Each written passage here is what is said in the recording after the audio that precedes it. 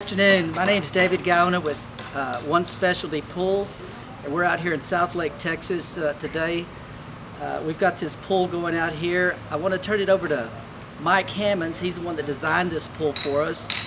He's the one that met with the customers and got their ideas as to what they wanted, and here's what we've come up with. Mike, if you would come on over here and talk to us a little bit about the pool. Okay, we can start right here actually. This is going to be a small river, so we're incorporating a spa overflow with an outlet for a booster pump.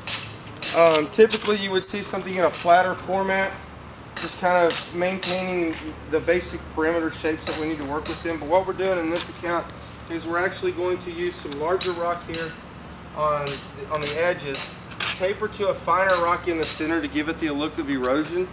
That will deepen as it progresses, and then with the water flow we're actually going to have it create kind of a snaky pattern, really no rhyme or reason, offset it just to divert around some bigger rocks and actually work down to from the larger rocks down to a fine gravel in essence, just to give it that natural look of erosion. It'll kind of create a little pull effect here, which will allow the water to nape in the back and actually give us a nice little soothing sensation here.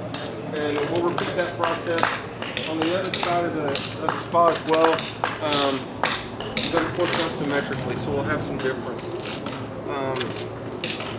Here we have in the middle of the pool, this separates the diving pool from the play pool area. This is in essence just a large negative edge catch basin.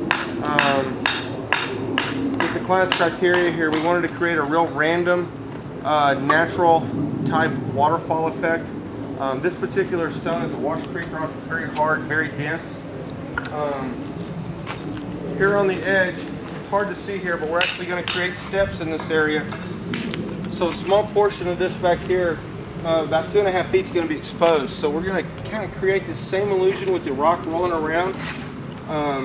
Offset it with some of these larger smooth river rock, just to give it some prominence on the key corners. And just basically have that look like it's the vein of rock disappearing into the steps. We're going to do the same thing over here on the other side of this dam wall, and coming off the weir, and we're going to integrate that into a flatter moss rock tile style stepped up type water feature, and we're going to incorporate some of this river rock into it as we change from one rock strata to the next. And then back in the areas where we have the raised beam, that'll go to a more linear, flatter style rock work. We're going to use primarily large slabs of moss rock. We're going to incorporate some river rock into it just to maintain some continuity.